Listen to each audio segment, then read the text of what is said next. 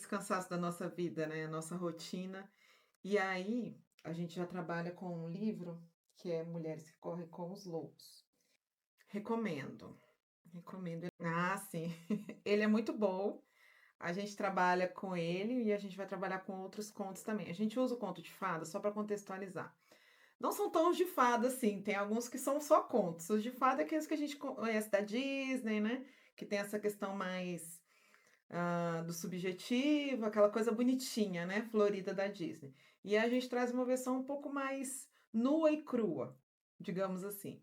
E aí os contos, ele conversa muito com o nosso inconsciente, ele conversa muito com nós. Então, cada elemento do conto, cada pessoa do conto, representa a gente, como um todo, tá? Então, a gente vai trazer aspectos feminino, masculino, árvores, enfim, tudo isso representa a gente, só que a gente no nosso inconsciente. E o conto, ele meio que quebra aquela barreira do racional. Então a gente entra no lúdico, aí o conto quebra essa barreira e a gente consegue acessar bastante coisa, bastante conteúdo. Então vamos lá? Eu trouxe o resumo do texto A Donzela Sem Mãos. Vou ler o resumo. No texto, no livro tem o conto completo, tá? Mas eu vou ler só o resumo para não ficar tão extenso e a gente conseguir bater papo. A ideia é que a gente faça essa troca. Há um maleiro que vivia à beira da pobreza, o moinho quase quebrado, a farinha quase no fim. Um dia, um homem desconhecido apareceu junto à roda d'água e fez uma oferta. Riqueza sem limite, em troca do que estivesse atrás do moinho. O maleiro pensou que era uma velha macieira que crescia lá. Aceitou sem pensar duas vezes. Não sabia que naquela hora era sua filha que varria o quintal atrás do moinho e que era ela quem ele estava entregando. A riqueza chegou como prometido. Também chegou 3 anos depois o desconhecido, que no livro da Clarissa ela chama de diabo. No livro da Clarissa é o diabo, que cobrava o que lhe devia. Mas quando ele tentou se aproximar da moça, não conseguiu tocá-la. Ela havia se lavado e chorado sobre as próprias mãos naquela manhã. E a pureza ao redor dela formava um círculo que ele não podia cruzar. No caso, o diabo não podia cruzar esse círculo.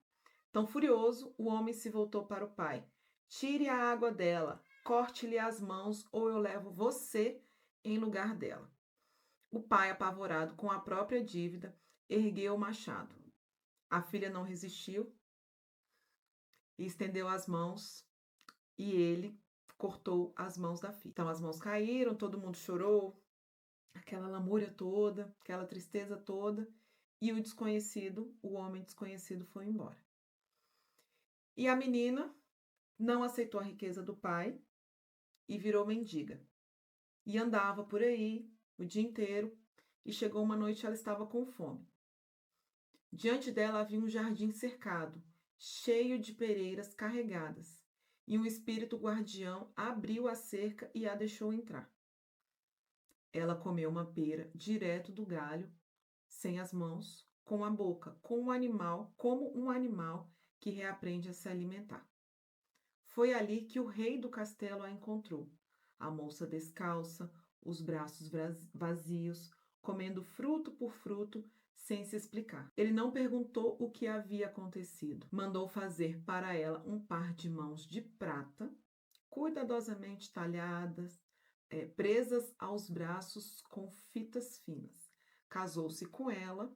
Por um tempo, ele viveu no castelo com as suas mãos emprestadas, bonitas, brilhantes, mas frias, incapazes de sentir o que segurava. A guerra levou o rei para longe, justamente quando ela estava grávida. E as cartas, eles trocavam cartas. No conto, aqui é porque está resumido, no conto original, o mensageiro dorme à beira de um rio de tão cansado que ele está, tanto na ida quanto na volta. Só que o diabo vai lá, abre a carta, troca a mensagem, então ela manda assim: Ah, o seu filho nasceu.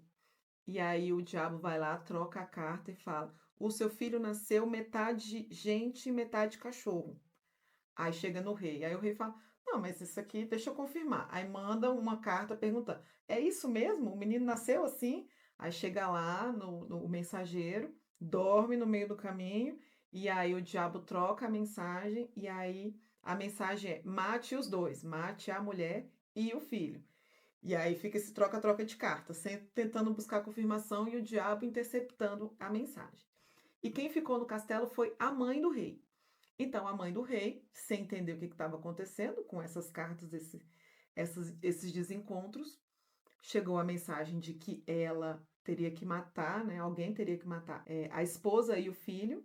Então, ela mandou os dois para a floresta, sozinhos, né? E lá eles entraram na floresta, encontraram uma cabana que moravam algumas pessoas, e lá viveram por 7 anos. E acabou a guerra, o rei voltou. Quando o rei volta, ele quer saber o que aconteceu. E a mãe conta: Olha, você mandou matar a sua mulher e o seu filho.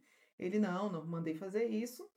E aí o rei vai procurar a sua esposa. Só que nesse meio tempo, enquanto ela estava lá dentro dessa cabana com o seu filho e alguns desconhecidos, ela entrou num profundo silêncio, sabe? Numa profunda presença. E ali as mãos dela voltaram a crescer. Então cresceu, cresceu, começou pequenininha de bebê e foi aumentando, foi aumentando. E aí quando o rei chegou depois de 7 anos de procura deles da floresta dentro, ele não a reconheceu, porque ela tinha mãos, né? E a esposa que ele tinha deixado não tinha. E aí ela mostrou as mãos de prata que ele havia feito, mandado fazer, apresentou o filho, e aí voltaram para casa e tiveram mais filhos. Diante disso, temos. Esse é um dos contos que tem um final feliz. Quem está comigo há um tempo já sabe que os contos não têm um final feliz. Agora vamos trazer algumas conexões sistêmicas, né? O maleiro e o moinho, eles representam essa lealdade sistêmica, essa lealdade do nosso sistema, quando envolve essa entrega do pai, quando o pai entrega a filha, sem saber, foi de uma forma ingênua, não foi de propósito, né? Então, ele vai lá e entrega a filha para o diabo e ela tem que pagar o preço, né? Com as próprias mãos, no sentido literal. E aí a gente faz uma conexão com o moinho também. O moinho, ele é um triturador de sonhos, ou seja, é a nossa capacidade de processar o que a gente aprendeu, essa capacidade de ouvir, isso que a gente vai deixando de lado, os nossos sentimentos, os nossos desejos, e a gente vai vivendo no automático. Daí surge o cansaço. Então, assim, abandonar o sonho, casar por interesse. Sabe quando você fala: não sei, gosto, mas não sei. Vou. Não tô fazendo nada, vou. E aí você casa com uma pessoa que você não conhece não, tão aprofundadamente. E aí vai abandonando os seus sonhos em função do casamento, em função dos filhos, que às vezes a pessoa não quer nem ter filho. E aí ela vai se largando, vai se deixando de lado, vai vivendo no automático, em troca dessa promessa, né, dessa dívida que o diabo fez com o pai. Então a gente falou do maleiro e do moinho. Todos eles são aspectos internos nossos, tá? Quando a gente traz um conto, dificilmente a gente olha para fora. Eles remetem a alguma coisa nossa. Então assim, observa quais pactos que a gente vem fazendo, né? Eu vou trazer exemplos daqui a pouquinho. Então, observa quais pactos que a gente fez, né? Porque ele fez um pacto com o diabo. Ele não sabia que era o diabo, ele achou que era um homem desconhecido. Por ambição. Então, às vezes, a gente quer tanto uma coisa que a gente se sabota nesse sentido de querer o caminho mais fácil, de querer não atravessar a floresta, mas pegar alguns atalhos. E esses atalhos levam a gente para mais longe do que a gente quer, né? Dos nossos objetivos. Um exemplo bem comum: eu quero passar no concurso público. E aqui, o que você vai fazer? Eu vou tomar todos os remédios para aumentar a concentração. Ritalina, todas as usinas da vida. Não tenho não é comorbidade, mas nenhum laudo que comprove que eu tenho TDAH ou autismo, e vou tomar um medicamento para aumentar a minha concentração. Então, você está usando um hack, né? Você está buscando atalhos, mas qual vai ser depois o custo para a sua saúde? Eu passei no concurso, ok. E aí, qual o preço que a gente paga? Com a saúde depois, né? Por ter usado remédios sem a devida prescrição. Então, estou dando um exemplo bem assim da nossa rotina, né? Dia a dia de Brasília. que é o concurso público. Então, esse pacto com o desconhecido, não saber dizer não. Então, ele poderia falar: não, vou ficar aqui com fome com a minha família, não sei o que você está querendo, não sei para onde vai. E aí, aos poucos, esse pacto vai trazendo a gente para um lugar muito infeliz. Então, acho que todo mundo já fez um pacto, assim, bem entre aspas, tá? Né? Não é pacto satânico, não. Mas esse pacto com algum objetivo que a gente quer muito e a gente faz de tudo para conseguir e usa de mecanismos e ferramentas para acelerar o processo. Quem nunca? Quem nunca? Todo mundo. Silêncio na classe. Quem nunca fez? E aí, aos poucos a gente vai perdendo a nossa vida, a nossa criatividade, a nossa vitalidade. E isso tudo vai gerando um cansaço, porque a gente está desconectada da gente. A gente está presa em alcançar um objetivo. E aquele objetivo é maior do que tudo. E a gente esquece da nossa saúde, a gente esquece da nossa família, a gente esquece simplesmente de tudo. Não acontece assim no nosso, de vez em quando? A gente usa ferramentas, a gente busca de todas as formas para tirar, para descansar mais, né? Para aliviar um pouco a nossa rotina. E aí a gente acaba vivendo dependendo de outras ferramentas, né? E quando essa ferramenta falha, pronto, acabou, abriu o chão e eu entrei, né? E aí o diabo, a gente lê o Barba Azul, esse diabo ele é bem o predador, né? Esse predador psíquico, aquilo que atrai a nossa ingenuidade, aquilo que quer nos tirar do nosso eixo, né? Então, assim, a Clarissa traz ela fala da luz interna, que é quando a gente tem essa luz interna nossa, todo mundo tem essa luz, né? Nossas qualidades, tudo aquilo que emerge, que todo mundo fala, nossa, você tem isso de específico. Sabe aquela qualidade que todo mundo tem a qualidade bem específica? E aí vem a gente, não, mas eu não tenho. Ah, não, mas eu não falo bem. Ah, não, mas eu tenho vergonha. Ah, não isso, ah, não aquilo. E todo mundo fala que você é bem naquilo e você olha pra você e fala assim: "Não, eu não sou boa". A pessoa tá falando, a pessoa tá cega, não é possível que ela esteja vendo isso. E aí é o nosso predador interno falando: "Cara, você não é capaz, você não dá conta. Não, não vai por aí". E aí a gente tem que tomar cuidado com essas vozes internas, né? É a partir dessas vozes que a gente aceita esses convites, né? Que a gente faz esses pactos com situações que a gente não vai dar conta depois, né? Vamos falar sobre as mãos cortadas. As mãos cortadas é quando a gente perde a capacidade de viver por nós mesmos, por sentir por nós mesmas, de entender nós mesmas, de entender que a gente é um ser humano, que nós mulheres temos necessidades e essas necessidades nem sempre são supridas, porque a gente está vivendo muito em função do externo, muito para fora, muito para o trabalho, muito para os filhos, muito para o marido, muito para tudo, menos para a gente, né? Então, quanto que a gente tem na nossa agenda e a gente usa essa ingenuidade, né? Essas mãos, na verdade, como moeda de troca. Então, eu te dou minha ingenuidade e você me dá uma outra coisa em troca. E aí, o que que é essa outra coisa em troca? Às vezes vem um vazio. Às vezes a gente vai no emprego sem sentido. Às vezes a gente está num relacionamento sem sentido, procurando ferramentas sem sentido. E a gente vai se perdendo da gente em troca de facilidade, em troca de comodidade, que é genuíno, tá, gente? O objetivo dessa troca. Então, a gente quer uma vida mais leve, por exemplo. Ah, vou vender coco na praia. Ok, pode ser sua moeda de troca vender coco na praia. Isso vai te fazer feliz? Não sei, pode ser que faça. Aí você vai pensar, poxa, eu vou passar. Aí você pensa, né? Ah, vou passar a minha vida inteira na praia. Mas aí você vai ter insolação, vamos pensar nos outros aspectos, né? Você vai gastar muito esforço físico carregando aquele carrinho para cima e para baixo. Então, essa moeda de troca mesmo, o que vai voltar o retorno, né? O ROI que a gente chama, retorno sobre investimento, vai ser bom mesmo? Ah, eu só quero morar na praia e viver minha arte. Será? Então, observar o que a gente está pedindo em troca, né? E o que a gente está recebendo em troca. As mãos do rei é essa força emprestada que a gente pega. Então, assim, muitas vezes de Deus, do universo, independente da religião, né? Então, Como que a gente consegue sustentar uma identidade? Como que a gente consegue sustentar a nossa força quando a gente não tem força? Quando a gente fala, meu Deus, eu não sei o que fazer mais, não, eu perdi, fiz tudo que eu podia fazer, procurei pessoas, todas as pessoas que eu poderia procurar, fiz tudo, exatamente tudo que eu podia fazer. E agora? Eu não consigo fazer, estou sem mãos, né? Sabe, a gente não usa essa expressão, estou de mãos atadas? Do tipo, não consigo fazer nada. E aí vem uma força. De onde vem? Não sei.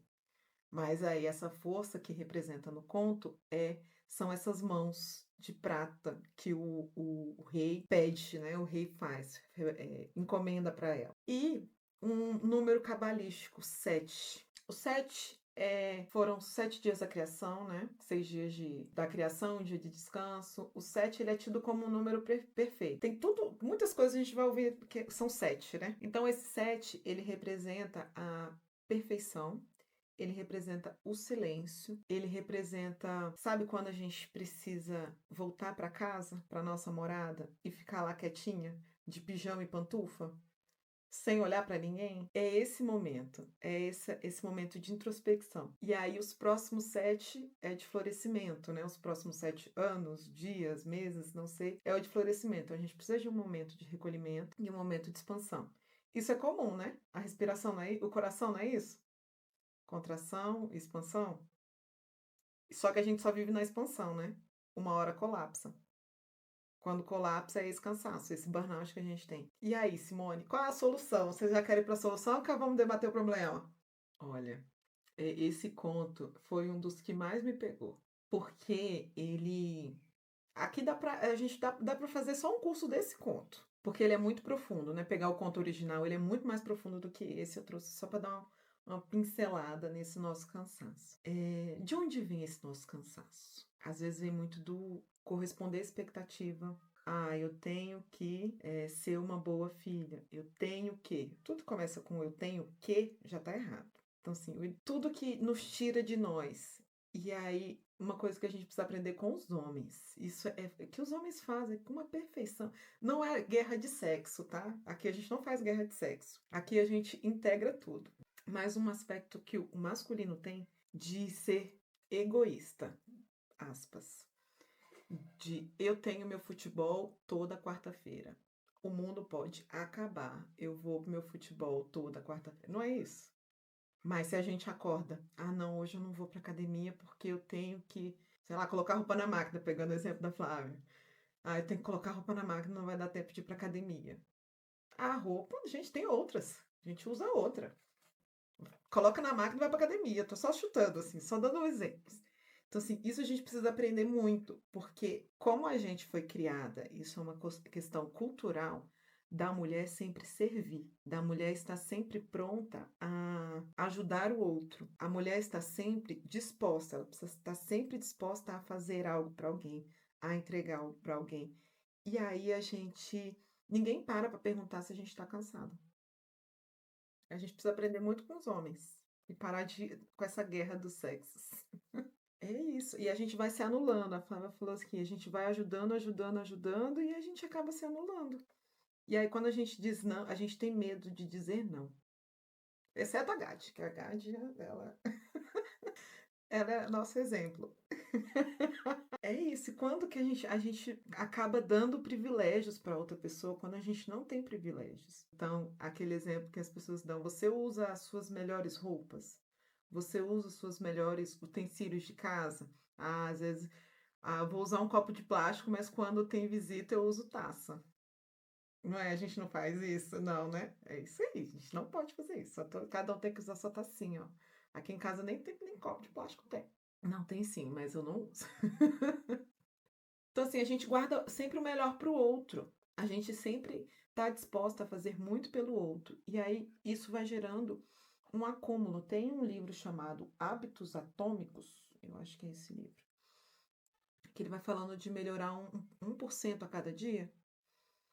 E aí, só que aí quando a gente sempre dá 1% para o outro, sempre 1% para o outro, tá vendo? Vai aumentando.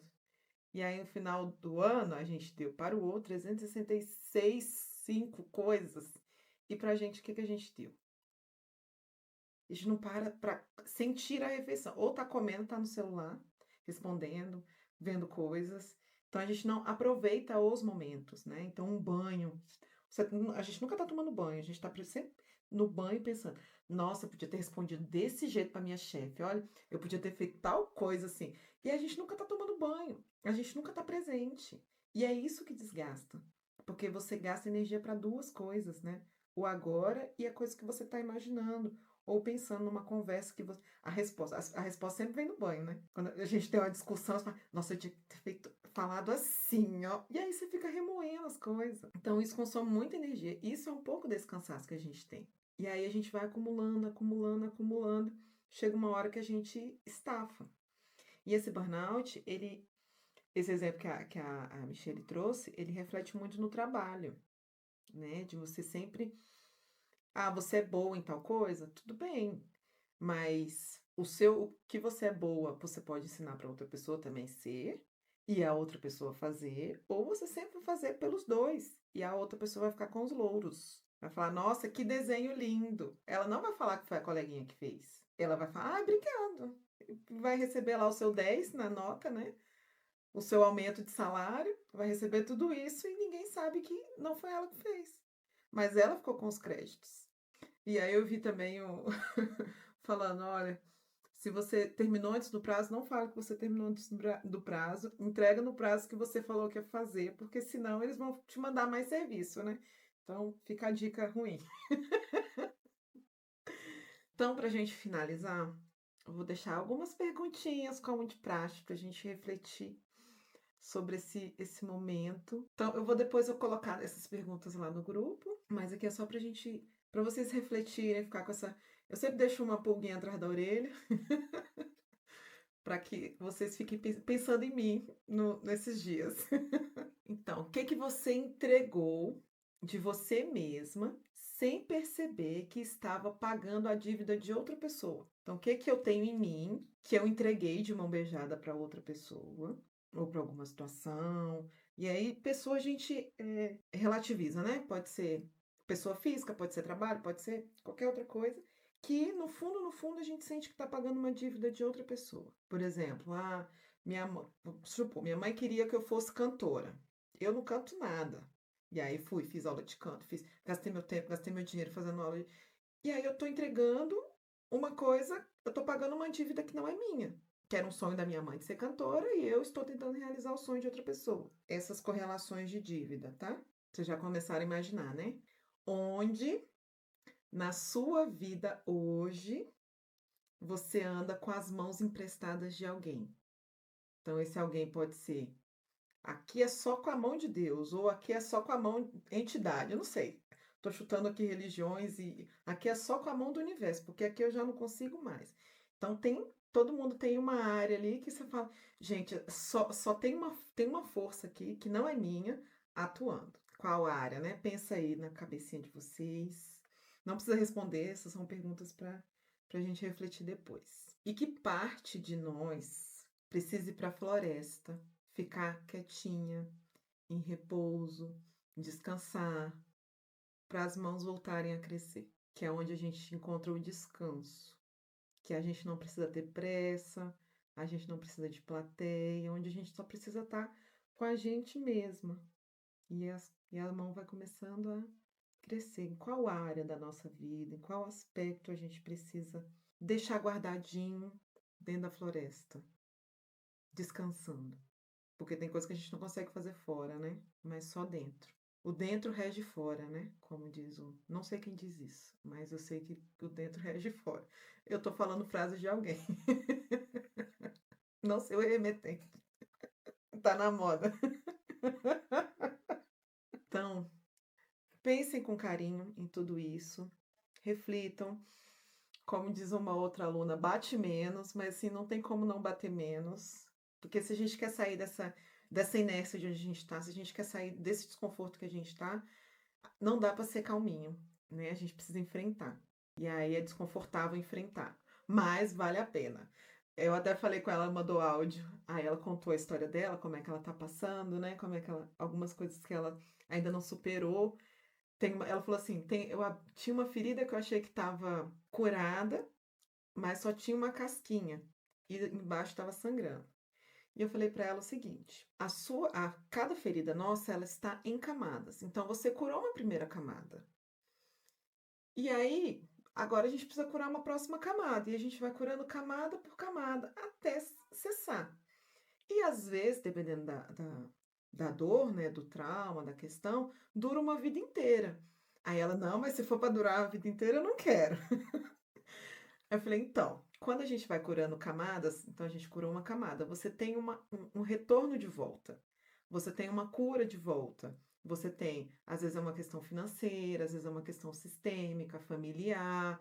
Então, quando a gente vai curando essas dores, a vida também devolve para a gente o proporcional àquela cura, né? Então, a cura não é só pela cura, né?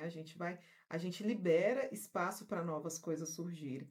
Então, aqui é isso, a gente vai na feridinha, camada por camada, e vocês vão reparando e percebendo que ao longo da vida de vocês, algumas coisas começam a fluir de uma forma diferente, tá bom?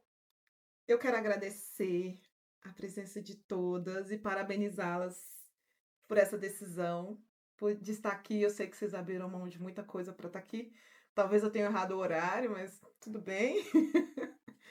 Fica para a próxima.